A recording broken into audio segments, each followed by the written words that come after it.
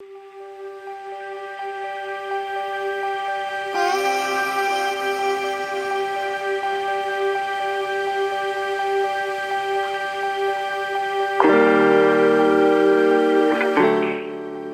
back to the DT Wellbeing Podcast with me, DT. Today, I'm very grateful to have another lovely guest on with me. So, Fiona Lennon, welcome. Hi Daniel, how are you? Thanks so I'm much for good, having thank me. you. How are you?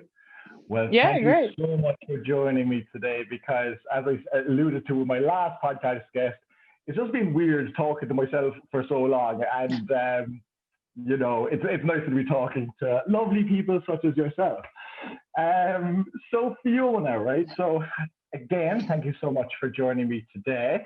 I've done a little bit of homework and a little bit of research into your good self. So I feel as though I have an idea as to what you do with your life. But I've probably got something wrong too, so feel free to correct me. Is it true to say that you are a singer-songwriter? Part of the exclusive club that I find myself in is like a young retired teachers association. Once upon a time you were a teacher like my good self, Yeah. and you also have interest in lots of different things. So just tell us, Fiona, because I found it fascinating when I did a bit of work. Yeah, so now currently I work in tech, so I got a new job in IBM. So I suppose to just backtrack, I also am a singer-songwriter still, and yeah, I started out as a primary school teacher.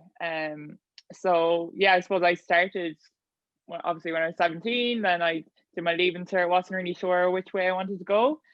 Okay. Um, was kind of passionate about a lot of different areas, and yeah, just it's very hard to know what you want to do at 17, I guess. So Yeah. um I really enjoyed a lot of different areas, and I think that's why teaching appealed to me. And I also had a teacher in secondary school who really encouraged me, so I guess that Nice.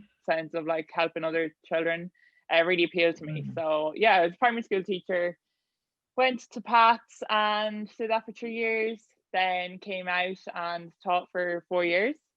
Alongside all this, I started doing music in college. So I guess I had a real interest in singing, but didn't really have confidence in myself. Okay.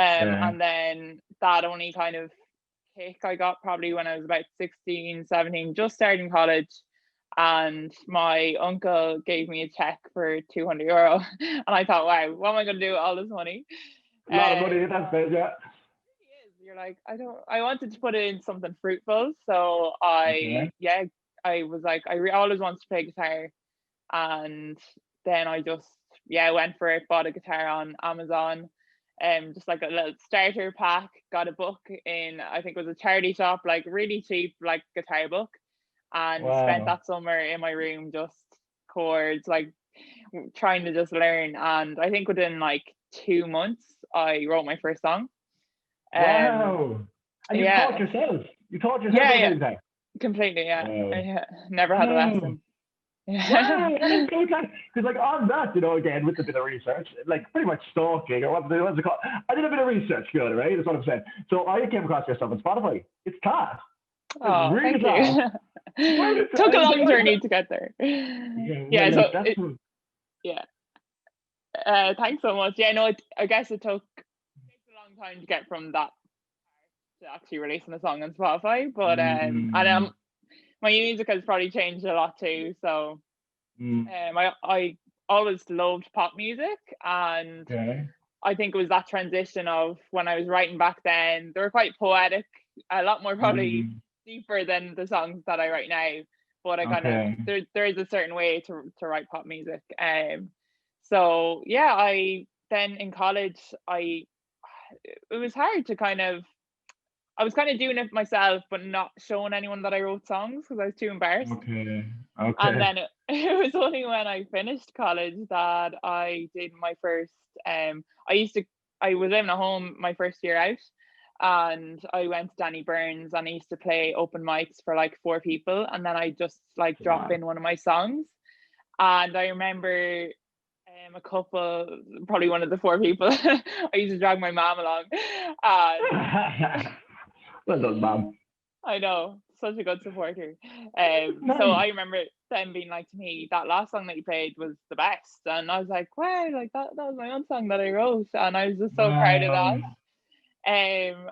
And then I was just like, you know what, I'm just gonna go into this. So I found a producer called Dennis Keelty, friend of mine, SoundCloud at the time, which was the kind of main outlet.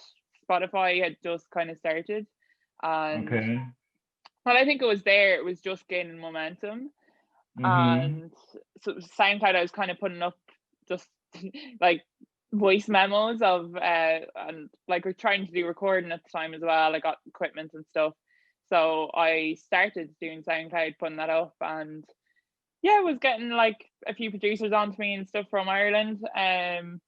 And then I started found Dennis Kilty's stuff online. I just wrote to him, and that's how it went from there. And he really helped Yeah. me learn about the business aspect of it and Okay. releasing a single. So I think I didn't have a clue. I didn't know anyone in music. I literally went to Like my this, but bedroom.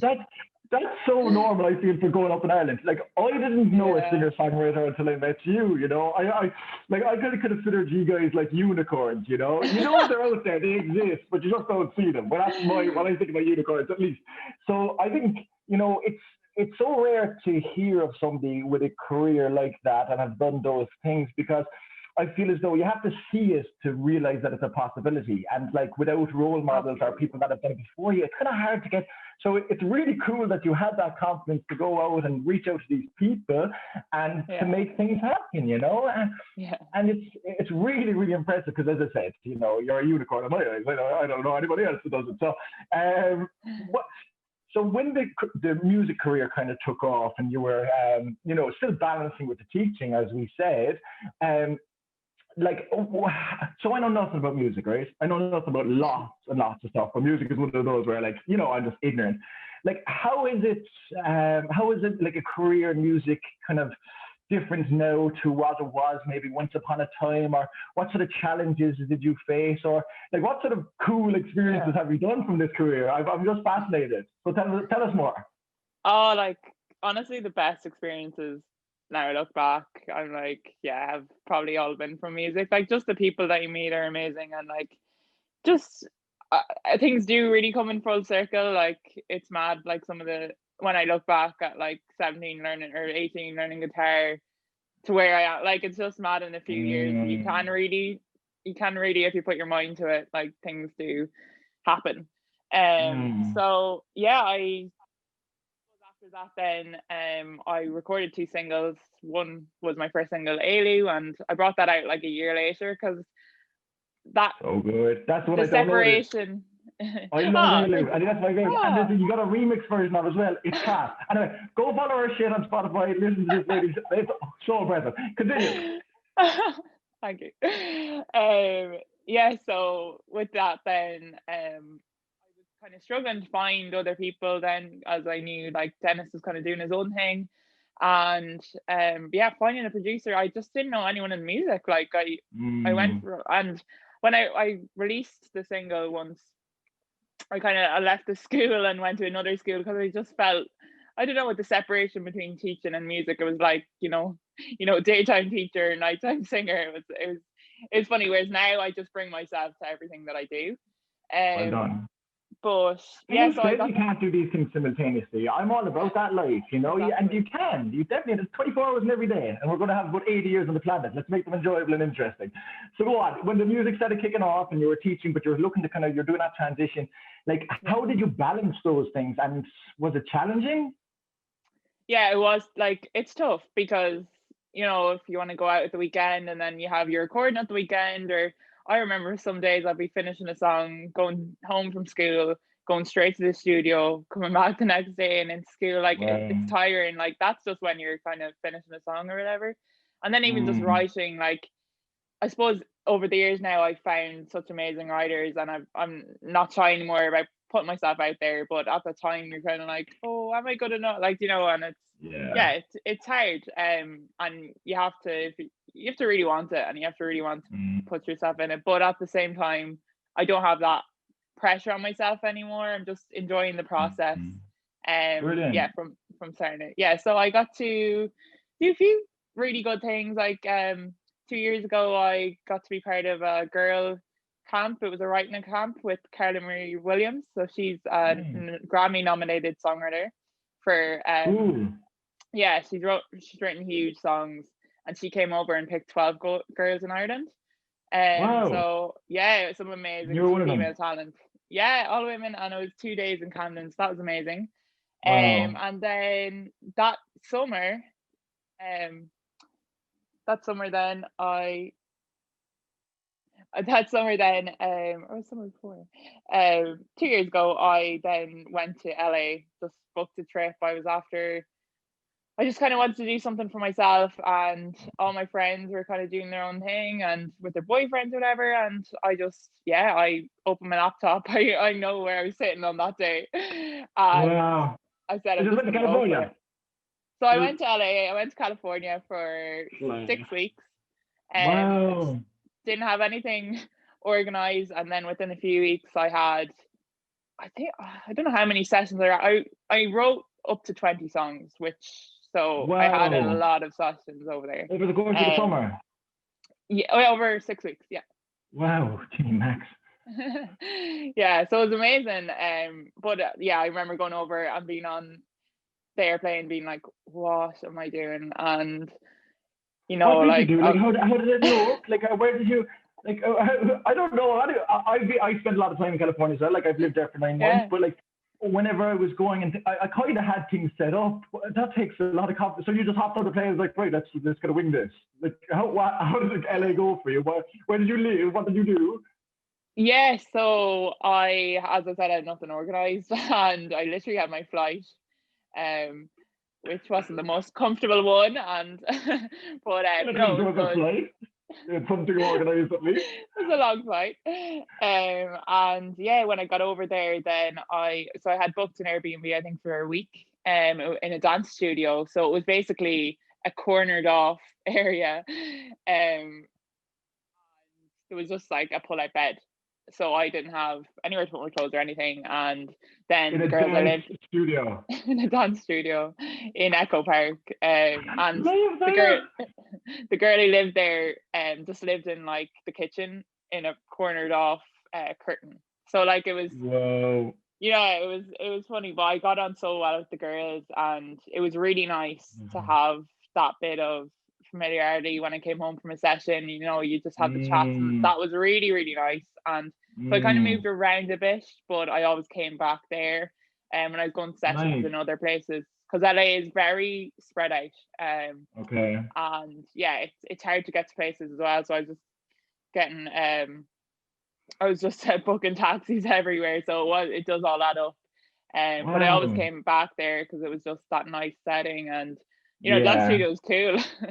So Great, like, and like you yeah, can like when the it's like the means or the ends justify the means, you can go kind of rough it. I have no problem. The last time I was out in San Francisco, I was playing football in 2014. I lived in a walk-in wardrobe. That's where I oh slept. my It god, was literally the size of me. I used to wake up and I could touch all the walls in my bed before I left. I literally slept in a walk-in wardrobe. So I respect that because as well as the yeah, experience, in terms of opportunities, you wrote those songs, you have these yeah, memories, worth it. And yeah, when you're young, you could do these things, you know what I mean? yeah, Uh, yeah, that is very cool. I don't know anybody that's done anything like that. Awesome. yeah. And how long ago was that? That's 2 years ago. So I Okay. wrote my second single, "Feel Better," there, and then I just Also a came home and banger. worked on it. Yeah, thank you. Yeah, so a lot of songs haven't been on the airwaves yet, but hopefully, yeah, I'm working through them. And Any yeah, new the songs best coming is out pretty. anytime soon, Fiona? Any new songs? Yes, yes, the end of the month. I haven't set Woo! the date yet, but I'm really excited. Just recently Nice. did the photo shoot for it, so yeah, it's Class. end of October, so I'm looking forward Exciting to it. times. Well, Yeah. me too. Probably like it for different reasons, but I'm looking forward to listening to your new song. So thanks for telling us about that. We'll all keep an eye out for it. You heard Thank you. that now, DTW followers. We are downloading that October. Um, that's class. And like, what's the music career like now? Like real talk. So I imagine technology has changed all industries, but I Mm. imagine that especially for artists and people putting music out, has it changed a lot in like our lifetime? Is music careers now very different to what it was once upon a time? How has it affected you guys? Yeah, like as I said, I have my day job as well, and I'm lucky and I'm blessed to have that. But it's tough and it's changed a lot because obviously, I kind of said to you before, when you had asked me like radio in comparison radio to Spotify, like, getting those streams are really important, and to get noticed, to get listenership, but it doesn't equate to money, and I think that's the music. It's a long road, but then you hear of those one songs that break artists, and I think that's always the hope, and yeah, the dream. Like recently, a guy called Robert Grace, he just started uploading to TikTok. He really that just became his platform, and his new song, like Fake Fine, he got spotted by Columbia and he got signed a record deal. Just the other night he was on the Late Late Show. So I wrote a song with him last year, and to see that, yeah, he's amazing though. Yeah, so just those, when you hear those stories, and especially when you've known them before they broke and they broke out, it's really humbling because you know that they deserve it, and yes. So the music industry is inspirational and motivates. The fact that it's reality. Like this person, and it's happened for him. So why couldn't it happen for you? It's just putting yourself in the right position at the right time, which sounds as though you're doing everything that you can. You're controlling the controllables in that sense, and by putting out music and getting on these platforms, and then you're giving yourself a chance, right? If you're not in, you can't win.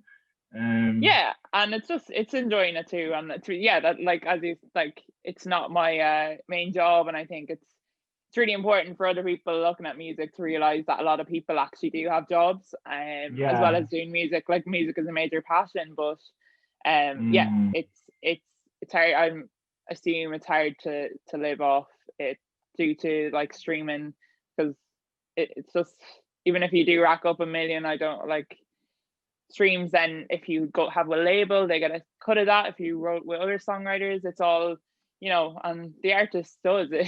The artist kind of comes last in a lot of ways.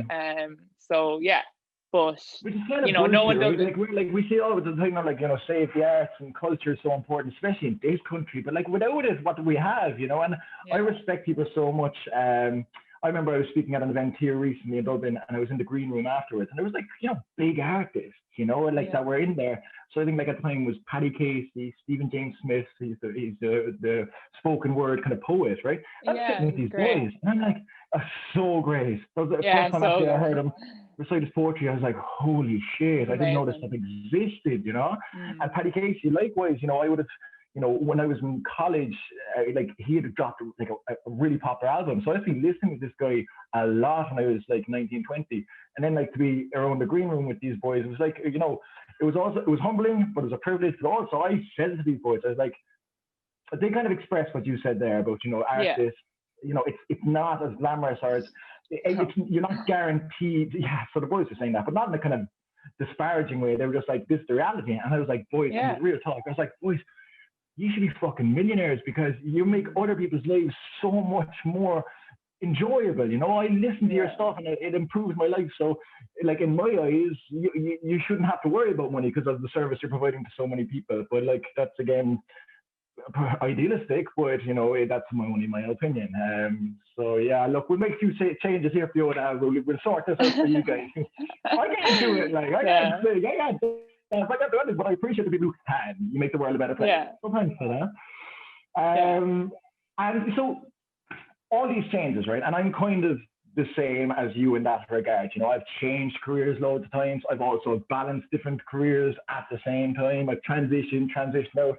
And, as challenging all as it is, I really enjoy it. I'm going to do that till the day I die because it makes things interesting, and I'd be so bored if I just stuck in anything for too long. So I just keep moving. But transitions and changes, like, they are very difficult. No matter who the person is, the transition from one thing to another, or just change in general, people struggle with. And that is a general true statement. Stability and what we know is always safer and it's easier, but transitioning is challenging. How has your experience been with that, because you've obviously made a lot of career moves, a lot of career changes, and just like growing up, how have you found changes, transitions? What has worked for you? What did you find challenging in those periods of your life? Yeah, well, I suppose in terms of, I think like a lot of things, like lately or the last few years, it's been a lot easier for me because I had probably the pain like from my earlier teenage years. I find it quite hard. So I think now I've adapted to that, and now I trust myself a lot more, and I trust how I feel. So it's knowing yourself, which is really important. But yeah, growing up, when I moved from primary school to secondary school, when I was 12, I developed anorexia. So I suppose moving in secondary school, I was really excited about starting a new school, and starting that new experience I was excited about it the same way I am now about doing new things. But I think at the time, peer pressure got to me, and it's that kind of level of change of like other people as well, and controlling the controllables. And yeah, so I ended up just kind of isolating myself from that crowd that I was in, and it was quite a lonely experience and really, really challenging. And I ended up dropping to like 6 stone, and I didn't even know what anorexia was, and it wasn't about food, which I think is a common misconception. It was about not being able, I guess, to deal with those feelings at the time, and not being able to open up, and not even understanding what was going on. So it just really did happen, and it was a bit of a tunnel of darkness for a few years. I'm so young, like that transition, like I saw that, I actually experienced this as a student, but I saw it then, I was just more aware of it when I was a teacher. That transition from primary school to secondary school is a real common difficult period for young people, because it's a new environment, a new school, new friends, new peers, like an opportunity to reinvent yourself, but not knowing how to do it. It's just challenging, and you can feel alone, because when you're in 6th class, you were just accustomed to that environment. You knew your classmates, knew your teachers.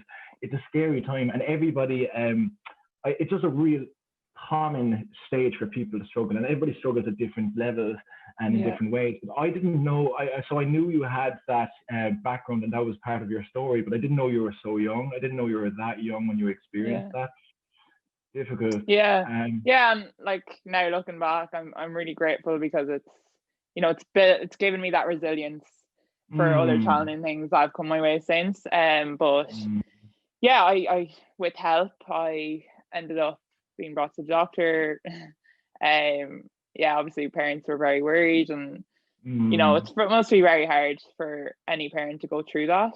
And it's only now I'm probably really seeing that. And at the time, I just didn't even realize what was going on and what was wrong with me. How could you? How could you? Never having no education or experience about it, or like referencing point. It's just you experiencing this, and you think you're the only one on the planet. But now we know we're not, right? And like I have a similar story from my early 20s. I wouldn't be as young as that, but like at the time, you're going through it, and you think you're the only person on the planet going through it, and you're isolated, and and that's part of the problem. But beautifully, you're doing what I'm trying to do, is that we can shed some light on this darkness and let people know that you're not alone, and you're not the only person to experience it, and there is hope. Because I imagine there's people looking at Fiona Lennon now going, look at how successful that lady is, look at everything she's doing. And having that background story, like as you said, in terms of developing resilience, it probably made you strong enough to do this stuff. It's part of your story, but it inspires and gives young people hope, I'm sure. So like, I have so much respect and admiration. I know that this isn't the first podcast you've come on to kind of speak about your story, and I am all about that life. It's just like, let's be the people that we needed when we were younger. Exactly. I love that, and that's my whole philosophy for life. How was like recovery? Like, how did the recovery look like? What were the things that helped you at that stage of your life to kind of come out of that dark place and to develop your strength again? What did it look like? It definitely wasn't linear, and I think that's important for anything that you're recovering from. It's a journey, and I remember, yeah, it was really challenging because obviously in school, I guess I didn't open up about it at all, and even at home, I didn't Mm, either. So it was a yeah, very isolating experience, but I think when you hit that wall and that ceiling of I actually can't go through this anymore, I'm yeah, actually so weak, I'm so yeah. tired, I'm so drained, and Mm, and I just, yeah, I used to like cry myself to sleep. It was really sad, but yeah, no, I've I been just, there.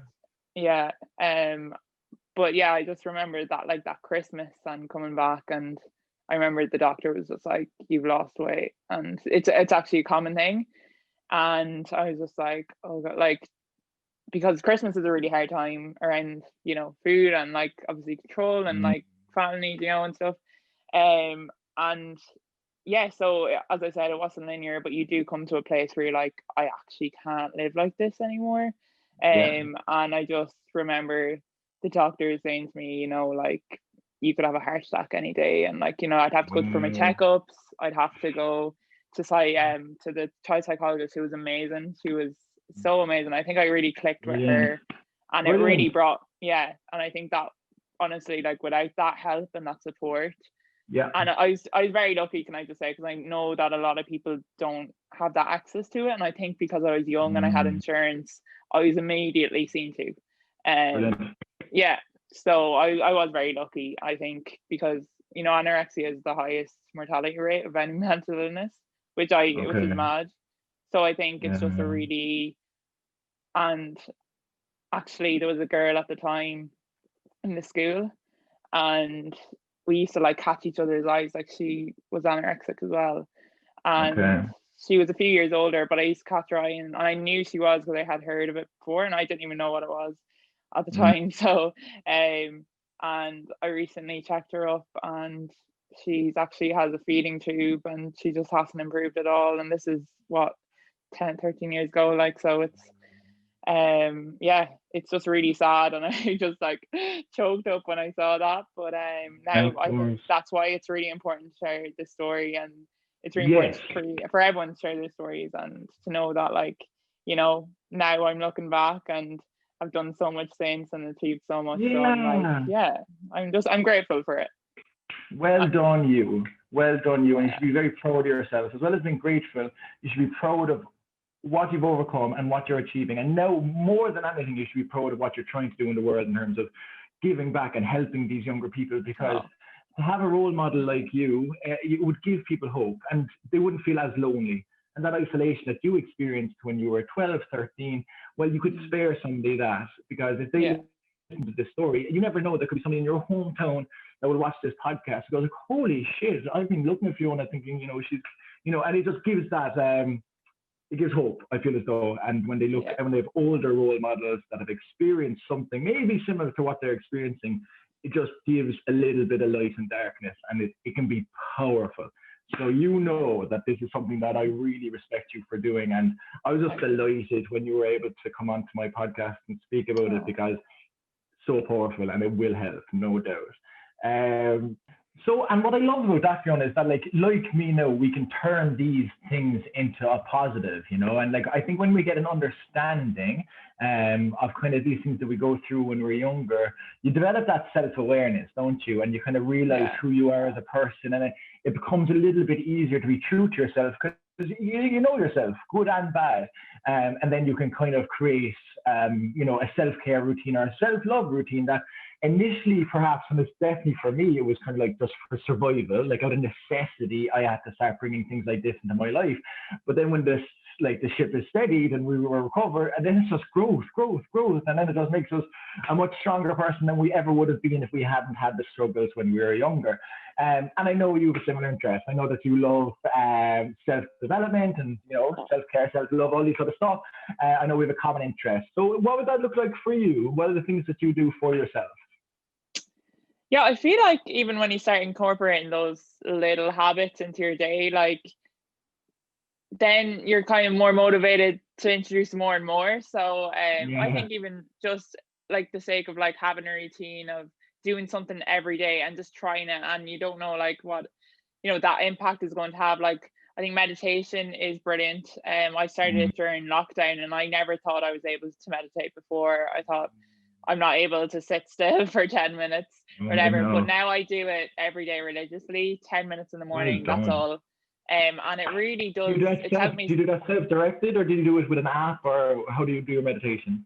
I like Brezi's podcast. It's really good. He has so he does one on a Tuesday that's meditation. Another good Mullingar person, isn't he? He's yeah. You've got a cool here, don't you?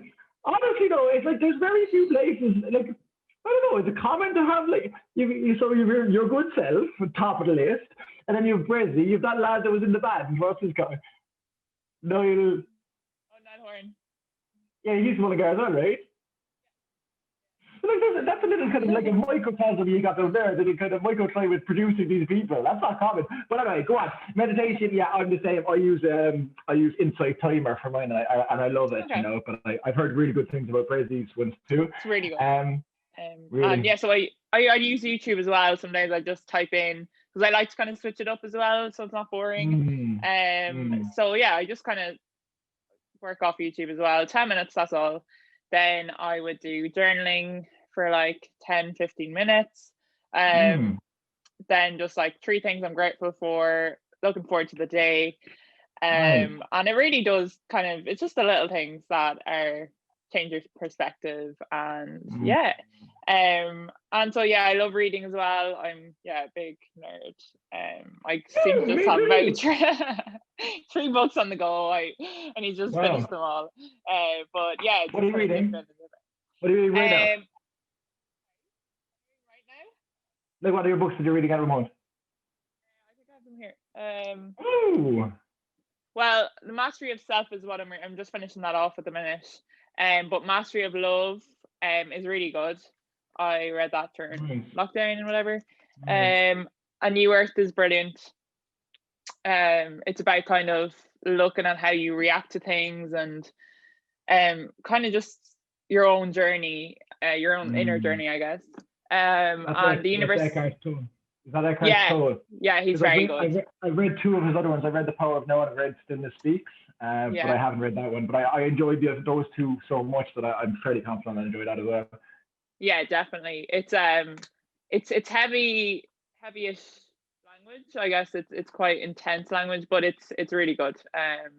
And yeah, I just got a highlighter, and I'd have like writing notes when I'm reading as well, just to have. And I really like that. The universe has your back. It's about living not in fear, and trusting yourself, and trusting your journey, that like, you know, what's meant for you is there, and like will work out. And you know, that's what my mother says, and she's always right, isn't she? Yeah, well, totally, and I firmly agree with that. And you kind of you know, the way we were talking earlier about, like, you know, having the confidence of going for things, and maybe once upon a time we held ourselves back by not having that confidence. I feel it's like, I've never read that book, but I like it as a mantra or philosophy. The universe has your back, and when you have that kind of mindset that everything will work out, like, you push yourself forward for things more often than you wouldn't if you were a little bit more cynical or a little bit more pessimistic. You might not take these chances, because I do feel like the universe has our back, and I do think everything will work out fine. And I like, there's a lovely quote as well that I really like. It's, you know, everything happens for a reason, and I think that's like a philosophy that a lot of people have. But my one is that everything happens for a reason, because stuff happens, and then I look for a reason. I look for, why did this happen? Where's the opportunity? Let's turn this into a positive. So like, anything could happen in my world tomorrow morning, and I'm like, right, there is something to take from this. There's some positive aspect of this, some opportunity in this, and that way then, like, you can't lose. It's just like, everything happens for a reason, and you find that reason, and then the universe has your back. You know, you feel as though everything will work out. But they're interesting. Those sort of books, I just love reading those sort of books. I like that. They kind of, you feel empowered after, and you're like, I'm gonna do this. But I think it's just reframing yourself and how you see, you know, situations. And I think that's really important, and I'm sure you're the same with how you view when you were in your early 20s as well. It's looking at that differently, and detaching from that, and actually seeing yourself like you're not the same person that you were then. So like, it's yeah, and that's got you and me to where we are today. And like, yeah, Totally. yeah, And the world hasn't changed, you know. I know it's like, you no, know, 20 or 30 years later, but the world's the same, but the lens that we look it through has yeah, changed, you yeah, know. So exactly, it's our viewpoint on it. So like you change the way you look at things, the things you look at change. So now I look yeah, at the world in such a positive light and a positive filter. Whereas when I was a younger guy, like, and we're talking, you know, it's not that long ago. We're talking less than yeah, 15 years ago, where I was this real negative, pessimist, like depressed young man, same guy. But I've just evolved my mindset, evolved my viewpoint on the world and my perspective. And now with the same stuff that I look at and the same, you know, reality of my world, it's positive. And all I did was change my inner world. The outer world hasn't changed really. So there's power in that. I'm so glad that you're doing the same thing. And I'm so glad that you come on podcasts and do things like this because it's powerful. And the younger you learn this stuff, yeah, you that's it. know, you have more years to get the advantage of it and to, you know, avail of the reality of these things because they are true. And you and I would have got forced into it at young to learn, but you don't necessarily have to go through that trauma that we went through to learn the lessons. No, but yeah, I think it's about having that toolkit, and I know that they're trying to bring that in now, and I think it's a brilliant idea to have. You know, if you do feel like this, how do you deal with it? And it's dealing with those emotions and it's dealing with those feelings, and that's how, you know, people use different kind of ways to deal with them that aren't the productive ways. And like that, I think that's, you know, you're not taught in school, and like, look, as a teacher, you have enough in a curriculum for a day, and it's tough, and you're not trained in that area either. You're not a psychologist. So yeah, I think definitely, hopefully the school system will incorporate those kind of areas. I think it is really important. So, you know, starting out young, that we understand that if this happens, we can do this. And like, Yeah. you know, yeah. It's like health and happiness is all we ever strive for, you know. So like we make these career choices and we learn this stuff in school, but if you break it all down, it's the, you know, go on and get a career. Why? To be happy, to be satisfied. Like but all the way down, it's just the last thing is like we just want to be happy. So can we just start with that? Can we teach that? What's more important, you know? So the other stuff, yeah, also important, but not as important. So this stuff should be taught in schools. And you know what? It's been brought in now in secondary schools. Well-being is compulsory. And you know what? Like that's where my PhD is in. I'm gonna be a doctor of this in 2 years. And like, and as a teacher, I feel as though you could have some influence, you know. And we're making changes, but we can make more significant changes. And it is our, you know, prerogative, but it's also almost a responsibility that we have to share our stories for the betterment of, you know, just younger people will definitely listen and they'll get the benefit. So, well done, you're very proud of you. Likewise. And so if you were to say, right, so look, we've talked a lot today now, we've got a lot done and covered a lot of ground and a really, really informative stuff. So I really thank you for it. I'm very appreciative. If you were to give like, well, no, thank you, real talk. I really do. I'm very grateful for you coming on. But if you were to kind of maybe speak to, if you were to give advice to a young person, a young girl, what would be the things that you would say to them in terms of like, you know, even if they went through something like you would have when you were younger, or just in general, like if you're talking to a 13-year-old girl, first year, what are the kind of life lessons that you might have learned over time that you think could be of use to them? Or what would you tell your younger self if you had the opportunity? I would say not to be so hard on yourself, that you've probably gone through something that a lot of people hit roadblocks in life, and maybe I hit it a little bit earlier, but those detours in life are meant to teach you something about yourself and what can you take away from that. So yeah, I think it's okay to fail as well. It's okay to not be the best at things. It's okay to, you know, just accept yourself where you're at, and that's how you're going to get to where you want to be. And I think that's really important. I'd also say, I'd just say that to yourself, I guess, you know, everyone goes through things in life, and to just follow what makes you happy, follow your passion, follow what brings you joy.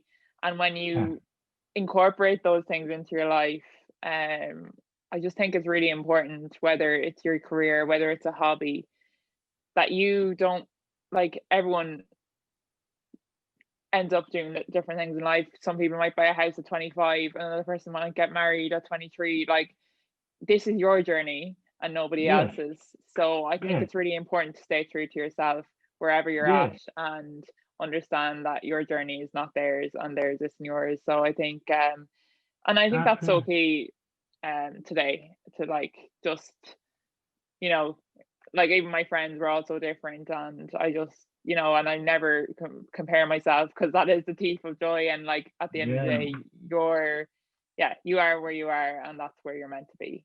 So Yeah, I love that. And like, be true to yourself, live your yeah, life, like, go on your line and nobody else's, and yeah, live your story and write your story, because you can't write anybody else's, and it's unique. And the beautiful thing yeah, about that, and I say this to everybody, is like, if you're not true to yourself and not following what your heart desires, the world, it's a disservice you're giving to the world. yeah, By being 100% authentic to oneself, the world benefits, because it's easy to get into flow when you are your true self. And when you're your true self, you don't have to worry about facades and keeping on appearances, and you have ease through life, and everybody around you benefits from that. And yeah, like, what you even be doing in the short term, and like coming on to podcasts like this, you're being true to yourself, and yeah, immediately people are getting the benefit of that. Whereas if we weren't true to ourselves and we wanted to keep on this facade or the ego, or we wanted to give off this perception of who we are that's not true to ourselves, well then nobody wins, but you definitely don't. yeah, So I think that's great advice. I think anybody that would listen to that would take a lot from it. But I'm just thinking of another 13-year-old girl that might be in Mullingar or anywhere else in the country and would see you and take that advice, and I'm sure it'll resonate with a lot of people, and it's definitely resonated with me. So look, thank you so much for coming on today. I really do appreciate it, and it's been great. So thanks so much. no, thank you, I really loved it. Thanks so much, Daniel. Brilliant. Well, listen, so Fiona, how could people maybe reach out to you or find you online? How would people Yeah, find you? well, my tag is just Fee Music Official. So if you, obviously my name's Fiona Lennon, but yeah, so on Instagram would probably be the main platform that I use. So yeah, Okay. just write to me there. Fee Lennon Official. Fee Fee Music Music Official, Official. sorry. Yeah, and it's Perfect. just Fee on, if you want to check out my music, it's on Spotify, and yeah. Check her out. Check her out. I said at the start, bangers, like real talk. I've been downloaded. I have my Irish playlist on Spotify, like Irish artists, and Fiona Lennon's top of my list. Get her into yours. Thank you so much. And guys, Thank you. so that's Fiona, it was such a pleasure. And so guys, I'll be back again next week, and with a new guest talking to me about stuff that I don't know anything about, such as music, like the lovely Fiona educated me on today. And hopefully you can check in again next week. If you wouldn't mind, I'm also on Spotify, like my lovely guest, for these well-being chats. And I'm also on SoundCloud, and I'm on YouTube. So if you could subscribe, that would be great. And other than that, I shall see you all again next week. And you know that it's nothing but love. Fiona, thank you so much. Bye.